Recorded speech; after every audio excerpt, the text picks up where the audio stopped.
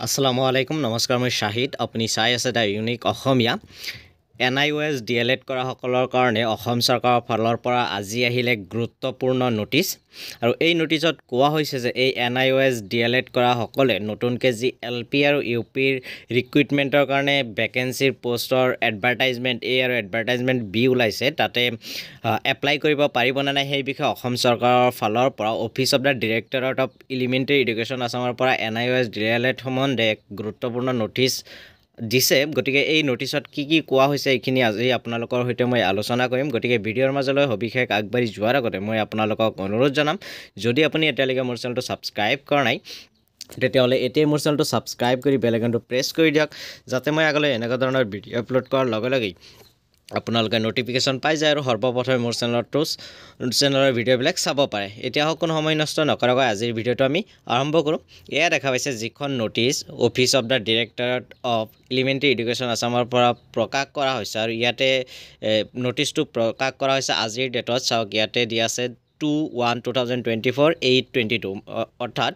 morning 8:22 নোটিছখন দিয়া হৈছে so নোটিছখনত কি কৈছে এখিনি আলোচনা কৰি আহক ইয়াতে কোৱা হৈছে it is for the information of all concern that the directorate of elementary education Assam has published advertisement A and advertisement B for the recruitment of teachers in LP and UP schools vide number this dated 26th December 2023 and this dated 26th December 2023 কোৱা হৈছে যে office of the directorate of elementary এডুকেশ্যনৰ ফালৰ পৰা LP আৰু UP স্কুলৰ teachers ৰিক্ৰুটমেন্টৰ কাৰণে যি এডভাৰটাইজমেন্ট A আৰু এডভাৰটাইজমেন্ট B দিছে সেই সম্বন্ধে আজিৰ এইটো নোটিছ আহিছে ইয়াতে লিখিছে the advertisements were prepared and published in compliance with the order passed by the honourable supreme court of India dated 28th November 2023 in civil appeals arising out of SLPC number this and this wherein it is stated that the qualification of 18 months diploma in elementary education DLED acquired from National Institute of Open Schooling NIOS is no longer a valid qualification to be eligible for fresh recruitment for the post of teachers ইয়াতে কোৱা হৈছে যে জুৱাৰ 28 November 2020 তাৰিখে supreme কোৰ্টৰ পৰা 18 month diploma in elementary education অৰ্থাৎ 80 মান্থৰ দি DLED NIOS ৰ পৰা যিসকল কেণ্ডিডেট গ্ৰহণ কৰিছে এই NIOS ৰ DLED টো LP আৰু UP ৰিক্ৰুটমেন্টৰ কাৰণে ইনভেলিড হৈ গ'ল আৰু হেতুৱে ইতিমধ্যে অসম চৰকাৰৰ ফালৰ পৰা এটো কনফাৰ্ম কৰিছে যে বৰ্তমান যেটো LP আৰু UP ৰিক্ৰুটমেন্টৰ নোটিছ বা এডভাৰটাইজমেন্ট ওলাইছে তাতে NIOS ৰ যি 18 মান্থ DLED কোৰ্স আছে তেওঁলোকে ইয়াতে এপ্লাই কৰিব নোৱাৰে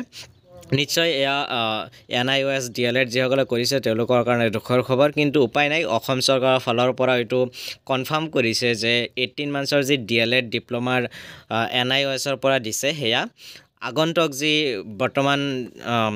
LP আৰু UP ৰ যিটো ৰিক্ৰুটমেন্ট ওলাইছে তাতে এপ্লাই কৰিব নোৱাৰে this has the approval of the govt in Department of School Education in e-file number this dated 1st January 2023 আৰু এইবিলাক সৰকাৰি এপ্ৰুভেল মতে কৰা হৈছে আৰু বাকি যিবিলাক টাৰ্মছ আৰু কন্ডিশনছ আছিল এডভাৰটাইজমেন্টত বাকিখিনি সেম থাকিব ইয়াতে সাইন কৰিছে সুৰঞ্জনা হেনাপতি যিজনে ডিৰেক্টৰেট হয় এলিমেণ্টাৰী এডুকেশ্যন আসামৰ সো ইখিনি ইয়াতে কোৱা হৈছিল গতিকে এতিয়া কনফাৰ্ম হ'ল যে যিসকলে NIOS ৰ পৰা DLED কৰিছে তেওঁলোকে LP আৰু UP ৰ যি এডভাৰটাইজমেন্ট দিছে তাতে এপ্লাই কৰিব নোৱাৰিব